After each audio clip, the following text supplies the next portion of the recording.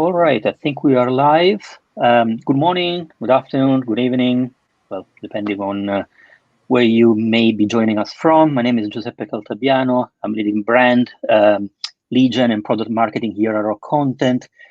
And it is my great pleasure to host today's jam session. Today we have Marcus Andrews, one of the minds behind the narrative design methodology. But before I will go with the first question and introducing Marcus, let me spend just 1 minute to remind you what the goal of the jam sessions is. Our jam sessions are a mix of presentations, interviews, like the one we have today, and product webinars. They are hosted by us here at Rock Content and feature top marketers and SaaS experts and innovators. And we do all things with one common theme, shared across all the different jam sessions. We want to provide advice and share trends and best practices on how to master successful premium storytelling and content experiences. And today we have one of those top innovators I just mentioned. I first came across Marcus a few years ago when I started to study and learn about storytelling and business narrative. Well, we never met in person. Marcus is from Boston. I'm here in London.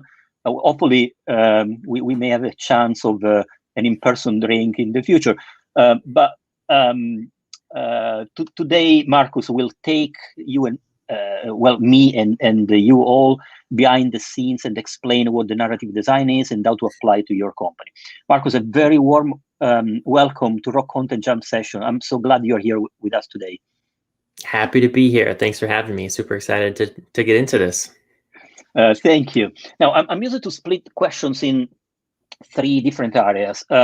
Introduction, we learn something more about you, about what you do, and then we go to the core, which is process, methodology, in this case about narrative design, and finally some questions about the future. It's going to be a mix of my questions, and then of course we'll pick up some of the questions coming from the audience. So let's start. The topic today is narrative design and product marketing. Now, Marcus, I want to start by asking to tell us, please, something about yourself for the audience who still doesn't know who you are. And the question is, how did you end up doing what you do today? Why product marketing and not a different marketing discipline?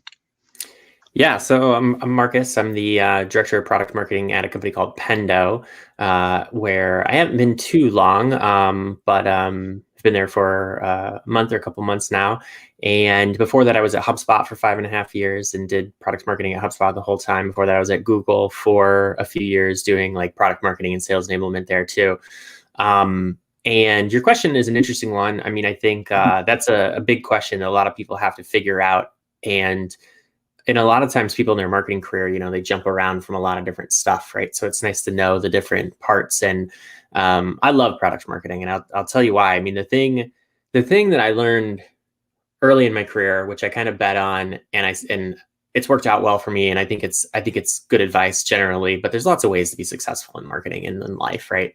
But when I was working at Google, I think, you know, what I saw was that these product-driven companies really, really win. And Google is an interesting example of this because the company is extremely product-driven. You know, the engineering teams and the product teams are the most important teams, and everyone thinks about their job in relationship to the product, because the product is ultimately what your customers experience, right? Like, you know, they experience the marketing and the sales and the service for sure, but if you really want to be a successful company, if you really want to win, you have to have an amazing product. It has to deliver the goods to customers, right? And so if you have everybody focused on that product experience and the customer experience in it, those are the type of companies that really, really win, especially today when people are so savvy and so well-educated in technology. So I saw that happening, and I wasn't interested at all in joining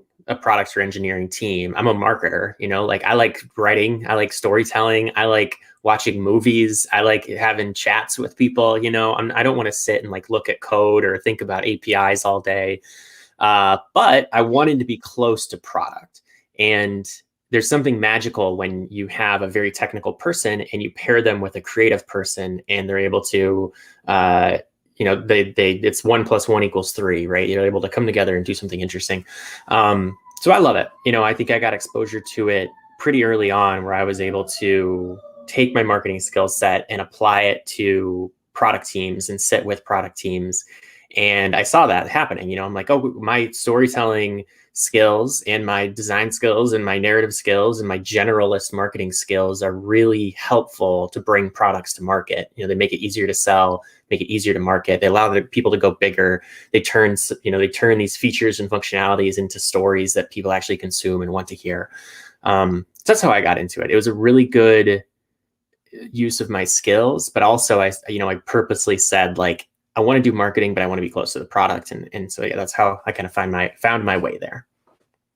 That's right. And product marketing, in the end, it's really where tech meets creativity and the marketing discipline, right? You mentioned storytelling. Now, last month we had Andy Raskin. I'm sure you know him. Mm-hmm. And we're discussing working with the CEOs and building a strategic business narrative for the company. How different is your approach?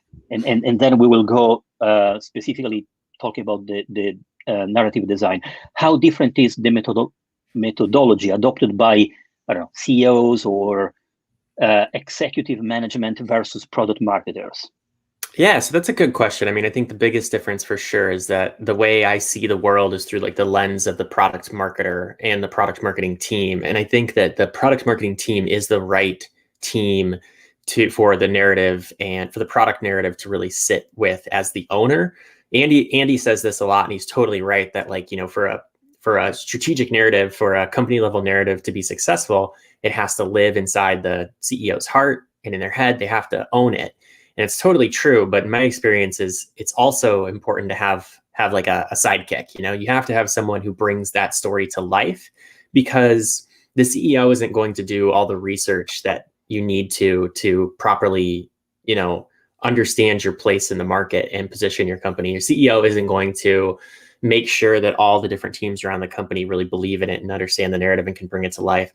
The CEO isn't going to, there's all of this work that really doesn't fall to anyone except for product marketing and the CEO to make these narratives happen. And how I learned narrative design, which is what I call my process, is from working with Brian Halligan. So like at HubSpot's very narrative driven. And so we had this new product launch, and I came into an executive pitch with my narrative for this new product. We were launching Service Hub at the time. And I came into my narrative, and I've been working on it forever, and I thought it was awesome. And I pitched it to the executive team and Halligan. And he basically was like, like, what is this? He didn't even understand it. And it wasn't like, it was bad. It was negative feedback. He didn't say like, oh, this is terrible, but he was like, he didn't understand it clearly. And he got up in front of the whiteboard and he said like, hey, this is how I launched inbound marketing. And he drew 5 slides on the whiteboard. He said, there's been a change in the world. It's had an impact. It's this is how you react. This is why it's so hard. And he said, take what you built and go back and put it in this structure, because this is how we think about narratives. And I did that. And that's when all of this sort of like light bulb moment hit me. And that's how I started telling stories, because you can be a good storyteller, right? Like I'm not like a, hold the room's attention storyteller. I'm more of like a good writer, and like, I'm good with stories and ideas. I care about it a lot. And you can have that naturally, right? A lot of people have that naturally, but for you to really be able to consistently do this and create a process that people can believe in and have it be repeatable and measurable and like know the outcome of what's going to happen, you really have to have a structure and a process and like a methodology. And that's what, I write about and think about with narrative design. All right. So it's the right time to define what narrative design is. You wrote some time ago on Medium, instead of looking at their technology and trying to compete in the corresponding product category, companies like Drift, Gong, HubSpot have created their own narrative. Now, can you please help me to elaborate more on this concept and define what the narrative is and maybe also what is not? Totally. So, with every category, there's a narrative, right? And that narrative is in people's heads. How do you use this thing, or what is this thing for? And maybe that's positioning, maybe it's narrative. It doesn't matter. The point is that when you enter into a category, and let's call it, to use HubSpot as an example, right? Like when HubSpot entered into the category of marketing automation existed, and every single person who had used, in the target audience, who is a marketer at a B2B software company, they have an idea in their head of what marketing automation is. And there's a narrative that exists for these things where it's like, well, it's email marketing and automation, and that's the thing, right? That's what it is. So most companies, when they have a new piece of technology, they go into their category and they just start working on the problem, and they're creating technology, and they're trying to listen to users and solve this stuff. And they get lumped into this existing narrative. And so they're just one of many, and they're like, yeah, let's do the thing. And a lot of the times people do it on purpose too, because when you're a small company, small technology company entering into a new category, there's some safety in trying to like look and sound like everybody else. I think it's very like comforting, right? It's like, I don't know if people will like us. Let's try and just adopt the status quo and look and sound like everybody else. And maybe we can trick people into thinking that we're bigger or better than we actually are. And it's a huge mistake. What these companies do, Gong and Drift and HubSpot, they came into their category, and instead of adopting the status quo, they designed a new narrative. And it's similar in a lot of ways to the existing narrative for that category, but it's different. This isn't category creation. They're not trying to create a new category. They're simply telling a story that differentiates them and defines them. So, the very classic example is HubSpot, right? So HubSpot moved into this marketing automation, digital marketing space, but they didn't come in and say we do marketing automation, we do digital marketing. They said we do inbound marketing. And this is why inbound marketing is so important, because people are tuning out outbound messaging. They're ignoring this interruptive based messaging. And the companies that are growing and are actually building an audience, they're doing something different. They're attracting their audience. This is the thing we call inbound marketing. This is what we care about. This is what we're going to help you do. And then that was their thing. And so nobody even, it uncapped their growth, and it uncapped their potential because they thought about their category differently. So that's what I mean by that. It's like, there's this urge to adopt the status quo in a given category, and the narrative designers, these companies, they think different about it, and they write their own story. Now, if we think about a product life cycle, when you think it's the right time to start thinking narrative design? Is it immediately when you launch the new product, or maybe when you start exponential growth? For sure. If you the companies that have an unfair advantage from a marketing and story standpoint are the ones where the CEOs and the founders live this. And usually there's already the ingredients for a story. No founder will come along, usually the founder comes along and they have some idea of transformation in their head, right? They want to help a company, they want to help an audience adapt to a change in the world, and they have their way of doing it.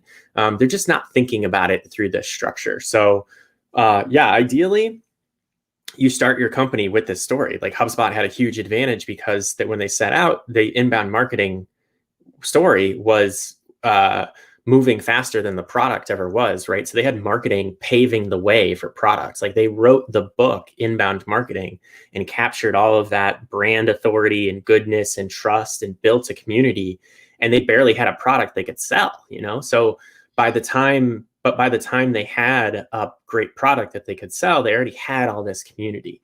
But it doesn't mean that's the only way to do it. I mean, certainly if you have whoever's listening to this, right? Like usually it takes some momentum internally. It's like, it's awesome if the CEO believes in this stuff and they hire Andy Raskin and they go out and they do all of it. But usually I think that it has to kind of bubble up internally too. And so having your marketing team and your product marketing team believing in this and evangelizing for it and knowing that they can do it and bring it to life is super important, because you can be successful as a company and not have this, but the difference is, I think, when you look at some of the companies who got into the live chat game, they got just blitzed by Drift and like lapped by Drift, because Drift came in with such a strong narrative and they knew exactly who they were for and what they were trying to do. And they had a very sharp edge to them. And it was because they had their story straight and they knew exactly what they were trying to do. And they had created this new game that allowed them to bring a fresh point of view. So it's never too late. But I mean, I think if you want to do really great marketing, you want to do really great product-driven marketing, taking this approach is super foundational to that. I'm with you here, and I strongly believe that this has to come from the inside. Of course, I mean, in addition to hire external experts like Andy, if it's not coming from as a need from the executive management or the leadership, that's then difficult, of course, to build a narrative inside the company. You mentioned very often startups, or anyway, let me say modern digital companies like HubSpot, Gong, Drift again.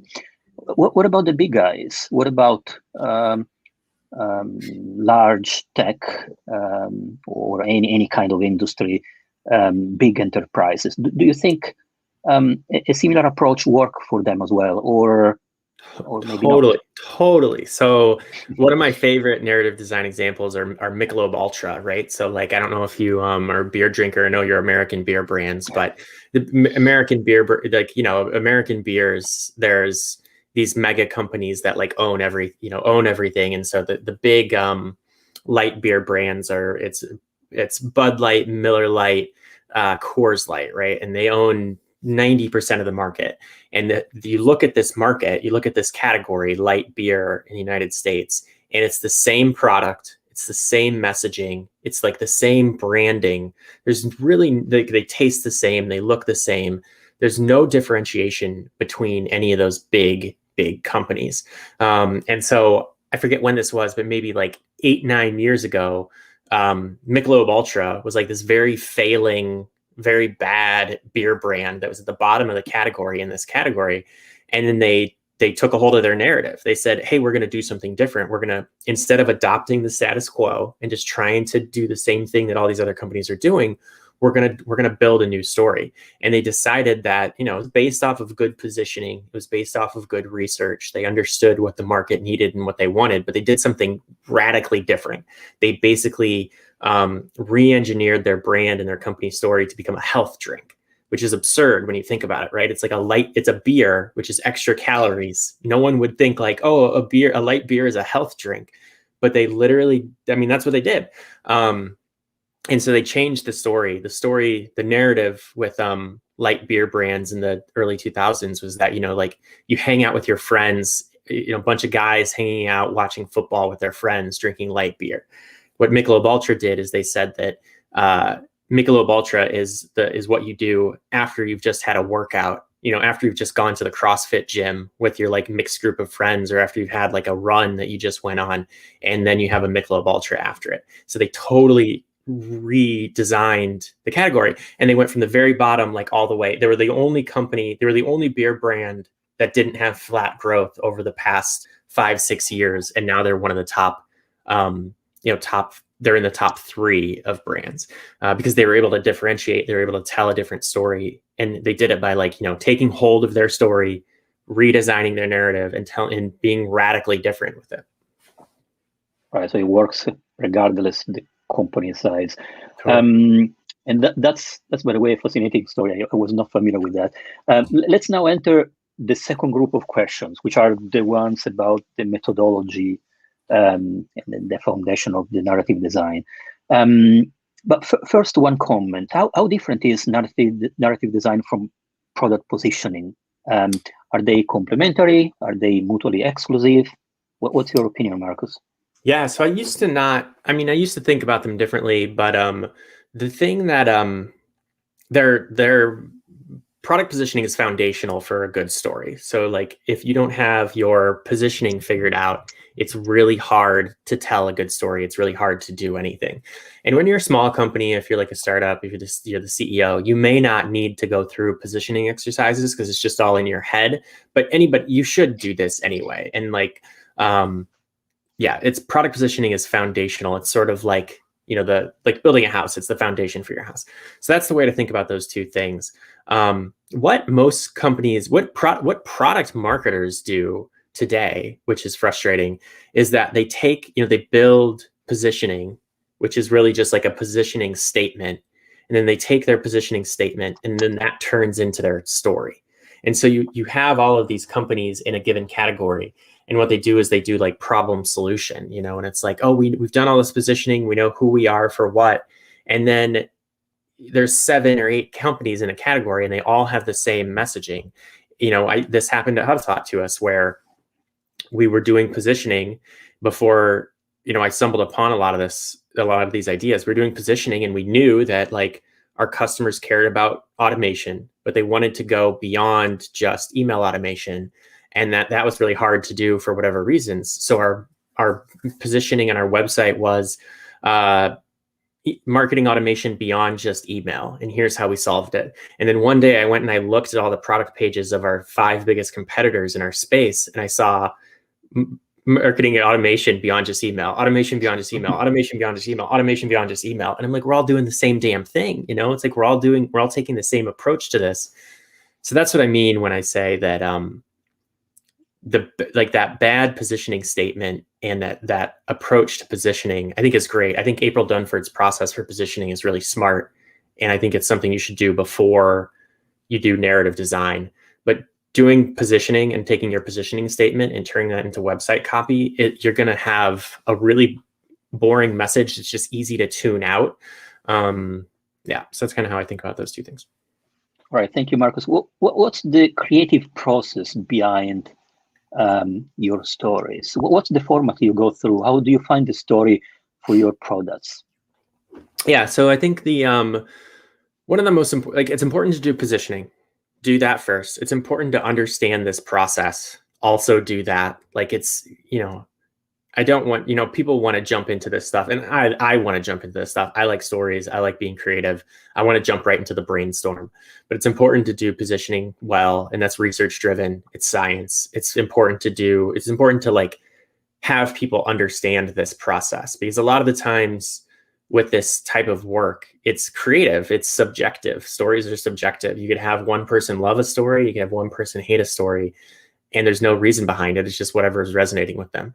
But if you teach people this methodology first, it takes away some of that magic to it, and it's like, hey, we have a system for this. This is how it's going to work. Here's what you can expect. So it's important to get people use this process to get people on the same page. But then the narrative design it's a 5-step process. So I've written about this. It's online. It's in the masterclass that I created with the PMA. But there's 5 steps to it. And I don't know if Andy talked about something similar, right? But I always start with a change in the world, right? So there's the great thing about the storytelling process and the great thing about the world is it's constantly changing. There's these massive changes that are coming through, disrupting everybody's day-to-day lives. And it's really hard, navigating them are hard and we need help. So you start with a change in the world. Every change has an impact. So if you take the pandemic for an example, right? Global pandemic, pretty big change in the world. That had a lot of impact on all aspects of our lives, all over the place. And it's the job of the narrative designer, the storyteller, to identify that change, identify the impact that it's had on your specific audience, and then translate that change into the impact. Like, help me understand what this change has meant for me.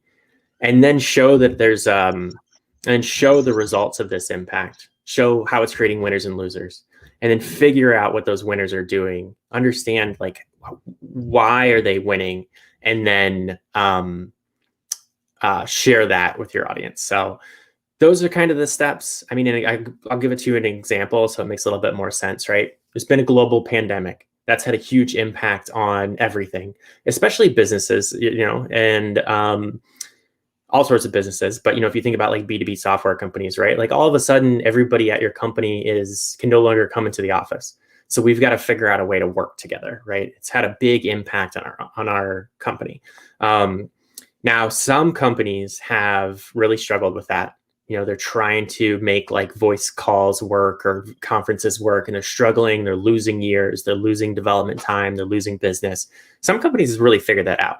And what they do is they're doing asynchronous communication, and they're really good with video calls, and they have a culture of documentation. So take those winners, those people who have figured all of this stuff out, and turn it into a new game, label it, put some words on it, and unpack why it's hard to do that. So without a visual here, it's hard to say, but a company that's done that really well is Zoom, right? So like Zoom, what they've helped people do is adapt to the pandemic with a really smart solution that makes this challenge of in-person meetings easy. And they've been super successful because of it. So those are the steps. Those are the first 3 steps. The 4th step is like explaining why it's so hard, which is a step where you build empathy and show that there's different pieces to this. And then the 5th step is you introduce your solution. So it's a way to tell a story around your product that really is rooted in a change in the world, that helps you build empathy with your audience, helps them show how they can adapt, and then shows what you've built to solve it. So those are all the steps to it, and kind of like and basically you're going through each of those, figuring out your story along the way. Clear. The hero is the customer. You are not the hero, of course, as a vendor. And change, as you mentioned, is one of the main building blocks of storytelling, and that's a consequence also of the narrative. Now, your example of COVID is probably very visible. I mean, that's something that we are living every single day, unfortunately. But what happens when the change is not so easy to discover, when it's not so apparent? How do you cope with that? I mean, how do you work with situations like that? Yeah, so potentially if that's the issue, you're just not thinking big enough about it, right? Because the change should be undeniable. It should be massive. It should be easy to understand. And then you want to unpack the impact that's had on your specific audience. Like Michelob Ultra is a fun example, right? So Michelob Ultra, the change in the world that they identified was that people care, young people especially, care more about their health and fitness than they ever have before. That was the change. And that people care more about their health and their fitness. And the impact that has is that 25 to 34-year-olds are thinking more about like the beer that they drink, or the foods that they eat, or like when they work out, or that sort of thing. And so that is, an example of like taking this big change in the world and then translating it into an impact on your specific audience.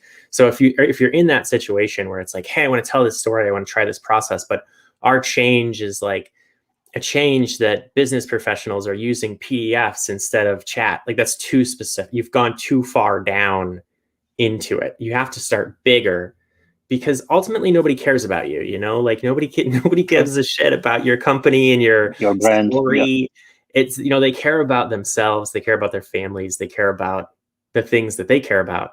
And so that's why you start that story really big with an undeniable change in the world, something that will capture anybody's attention. And then you pull them into the specifics. How can you secure that the product narrative fits within the context of some kind of overarching company narrative? And the product narrative is coming from you and your team. How can you secure that there is a match with or it fits with the company narrative? Yeah, so they should be one and the same. I mean, usually if there's a larger, you don't want to go down the road of having like multiple stories, so it's like we've got the company narrative and we've got this product narrative and this product narrative. You want to have the one overarching company story, and then you want to be able to plug in to that with your different narratives. And an easy way to do that is through the change in the world. With Pendo, the world is like software has eaten the world. Like digital transformation is something that is absolutely everywhere.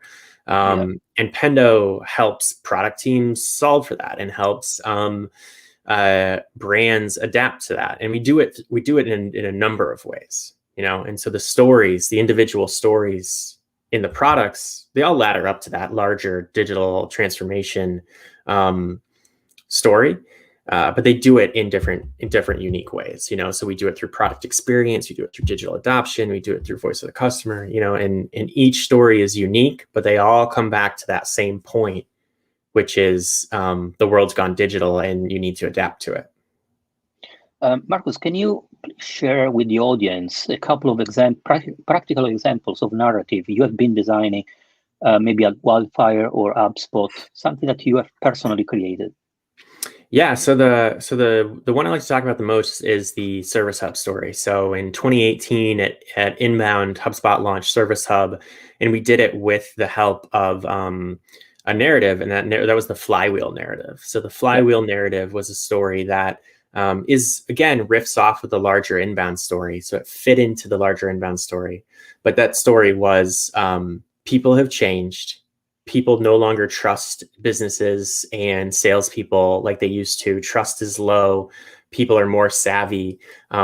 They do their own research. All of these changes to humans that make them a little bit more skeptical and a little bit less trusting. That was the big change in the world that we identified. The impact that has on B2B software companies is that it's harder to grow because people find your marketing less believable. They're less likely to get on the phone with your sales team. And the companies who really struggle with that, they run the same process. And the companies that are winning in this environment, what they've done is they've shifted to move customers to the center of their business. So they've gotten rid of the old sales and marketing funnel, and they've introduced this flywheel where sales, service, and marketing work together in a relationship around the customer. And so they've rebuilt their business around the customer. That's really hard to do if you have sales, marketing, and service working out of different tools. So what we did with HubSpot is that we built Service Hub to complement marketing and Sales Hub, and it unlocks this flywheel and allows you to put your customers at the center of the business.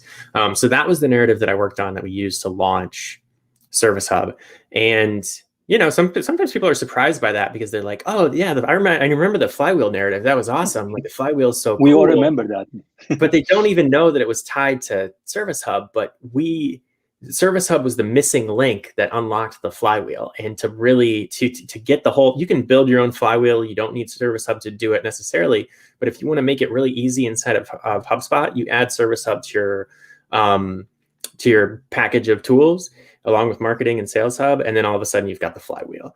And so we use that story to launch Service Hub, and it made it really easy to have, to do great marketing because we had this bigger story. Made it really easy for our sales teams to sell because people who came into the sales process were already convinced that they wanted to do the flywheel. So then the sales team just had to say, like, let me tell you about Service Hub. It's going to unlock the flywheel. So yeah, that was the project that I worked on. And it was super successful. It was the fastest growing product line in HubSpot's history when we launched it. It was, and in fact, I think most of the digital marketers are familiar with the concept, right?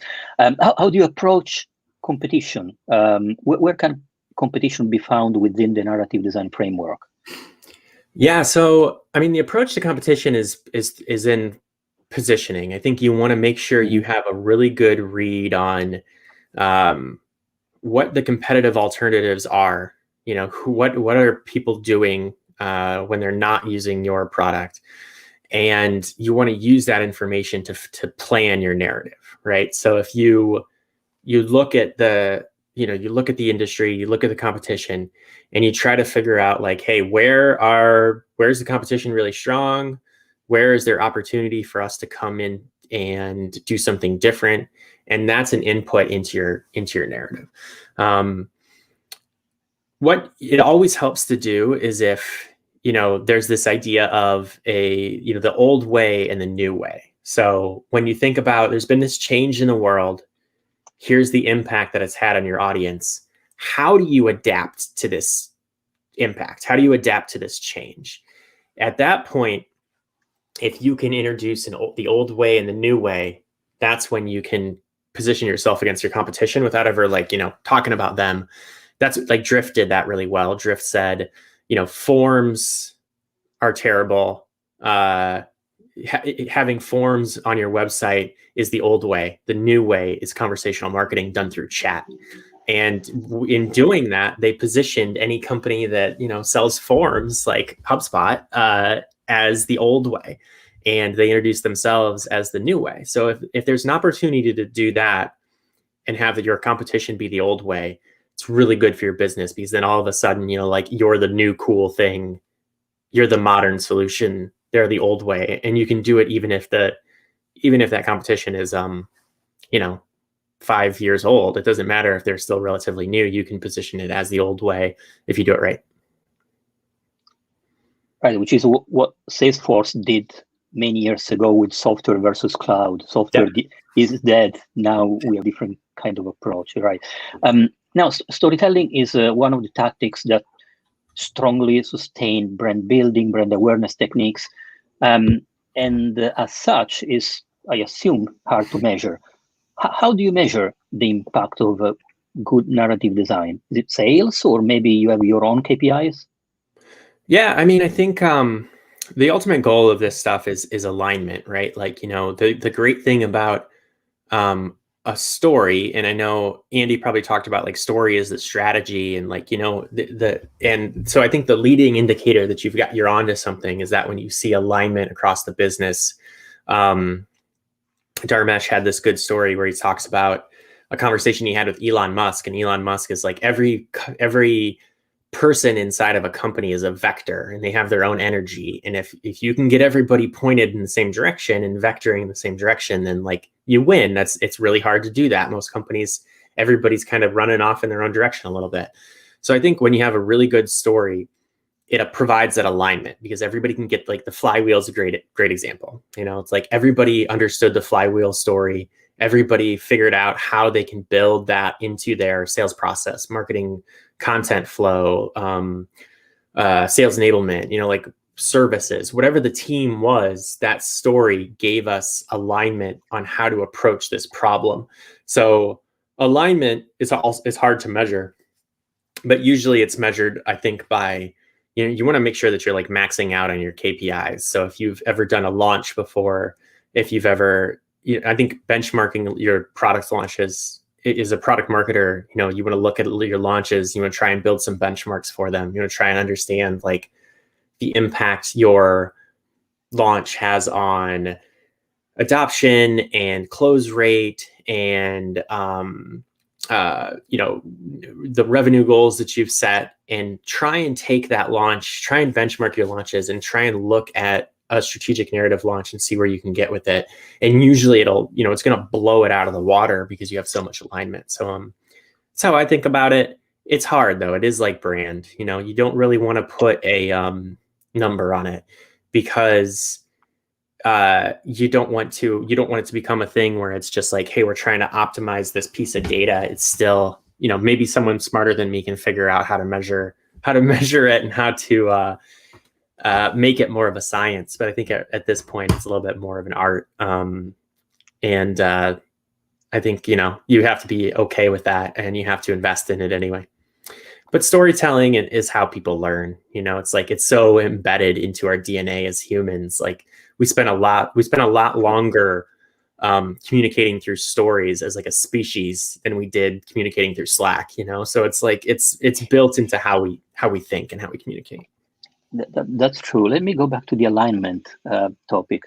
If the story if the narrative is coming from the CEO, my assumption is it's an easy adoption within the company, right? But what happens when the story is coming from one of the departments, like product marketing? Just give me, for example, your experience in HubSpot, which is a large and complex organization.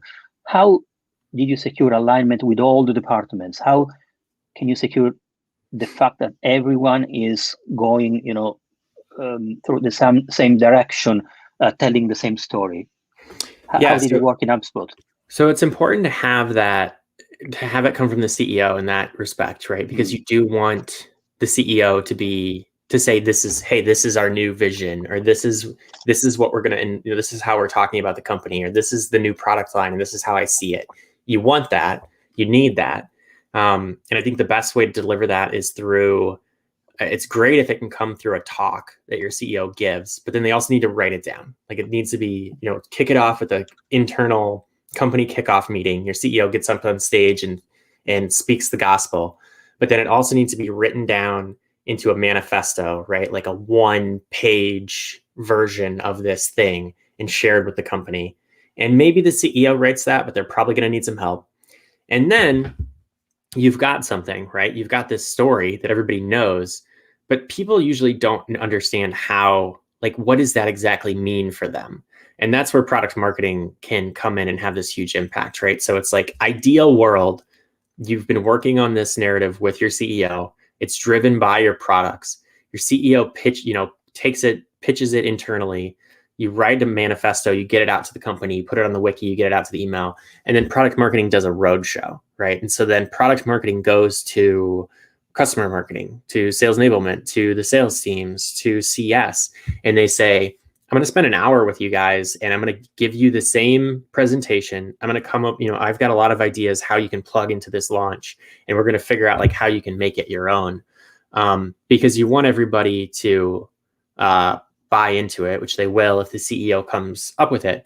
And then you also want them to be able to do their thing, but they're going to need help. And that's where, product marketing can come in and kind of do that roadshow that really brings it to life. You do all those things, you're going to have a lot of vector alignment. Right. Let's focus now on content and narrative design. How, in your opinion, do these two elements play within each other? How important is content for good functioning of a narrative design? So it's super important, super important. There's a lot of companies who come out with an interesting new game, and they'll come out and they'll say, the world has changed. You need to adapt. And to help you adapt, we've created this new game. And it's like, whatever, it's X, it's whatever, make up, you can say narrative design for right now, right? So if I said that and like, hey, the world has changed, competition is rising, you need to do something different. I came up with this idea called narrative design. And then that's it. And I didn't say anything else about it. Like no one would believe you and people could copy you. But with narrative design, I write about it constantly. I created this 5-hour long course with the PMA. And what it does is it creates a moat around your story. So like inbound marketing is highly associated with HubSpot, of course, and it's not because, HubSpot did come up with it, but if they would have come up with it and not created any content around it, anybody could have come in and copied it. But HubSpot wrote thousands and thousands of blog posts about inbound marketing. They created an entire academy, with hours and hours and hours and hours of education around inbound marketing. They put so much thought into the methodology and how it works. They helped all of these companies do it. And no one can copy that. When you have all of this content and all of this religion built around your idea, it becomes extremely hard to copy. Someone else could say, hey, we do inbound marketing too. But like what, as a customer, who are you going to choose? Who are you going to go with? The company that has created this idea and has been working on it and defined it and like slaves over it and has created all of these resources around it? Or are you just going to go with the company that just says like, yeah, I do it too? So that's where content comes into play. You have to build this moat of content around your narrative. Otherwise, like there's really no point in doing any of it.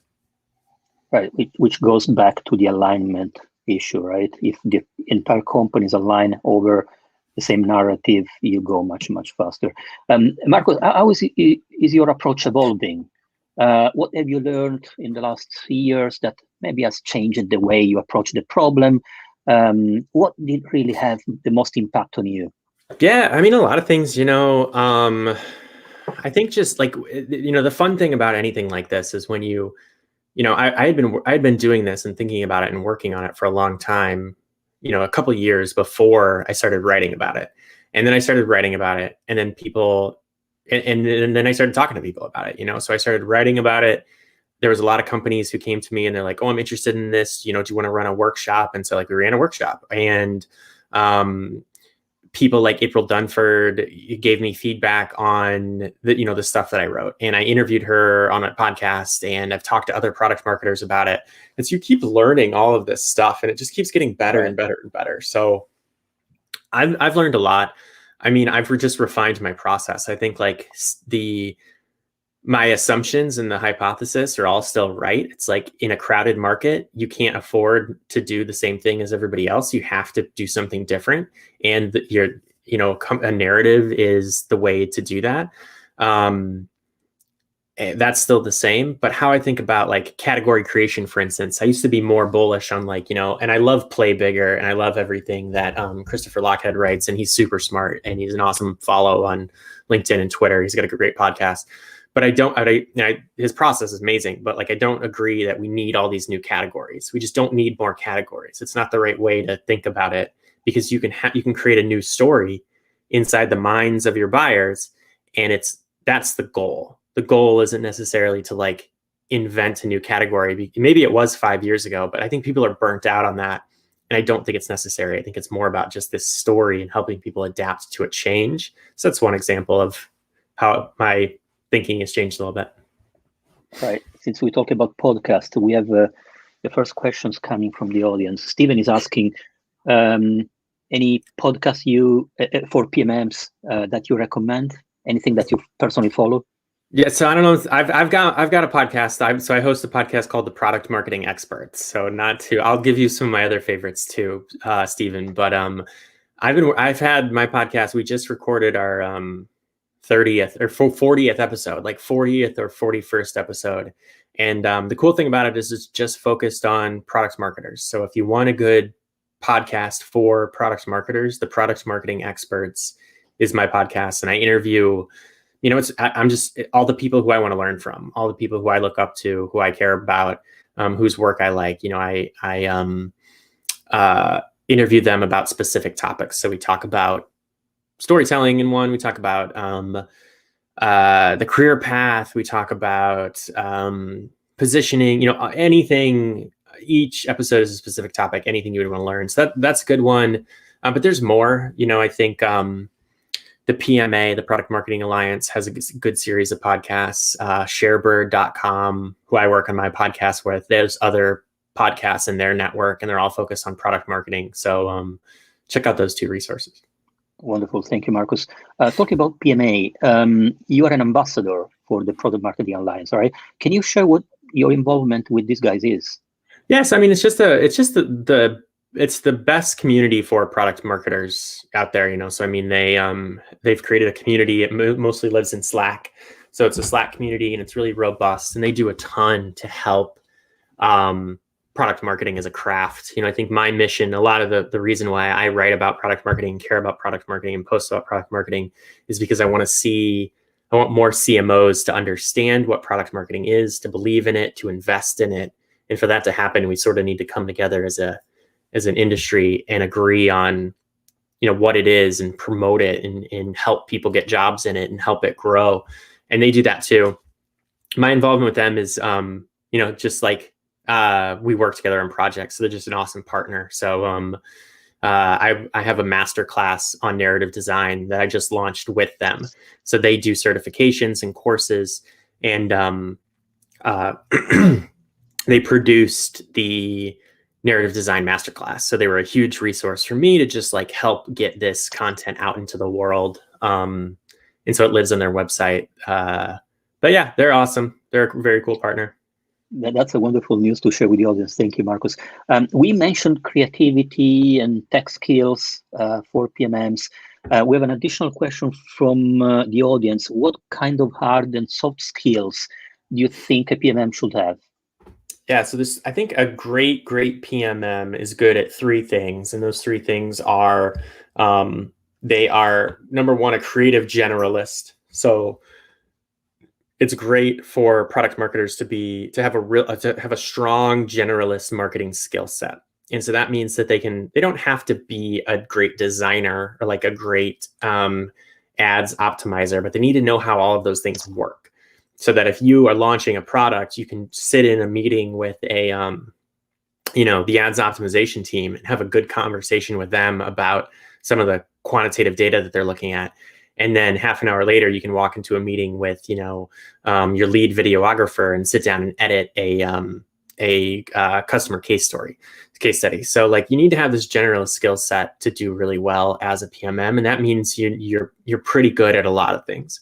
Then you need to also be a great storyteller, which I think is that you've got strong content creation muscles, you've got a strong POV, you can build a great story, you can build a great pitch deck, you can persuade people, whether it's through writing or communication or public speaking or whatever.